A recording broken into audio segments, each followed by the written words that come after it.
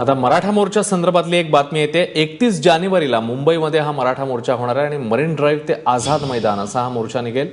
औरंगाबादेत मराठा मोर्चाच्या आयोजकांनी ही घोषणा केली आहे। कृष्णा केंडे आपल्या सोबत आहेत, आपले प्रतिनिधी। कृष्णा, काय माहिती आहे संदर्भात?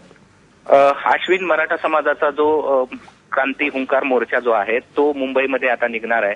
नागपूरच्या अधिवेशनावरती मराठा समाजाने मोर्चा काढलेला होता आणि त्यानंतर आता मुंबईमध्ये म्हणजे महाराष्ट्राच्या राजधानीत हा मोर्चा धडकणार आहे आणि ह्या मोर्चाची तारीख आज एक बैठक घेण्यात आली औरंगाबादमध्ये आणि त्यामध्ये निश्चित करण्यात आलेली आहे की 31 जानेवारीला मुंबईमध्ये हा मोर्चा निघणार आहे।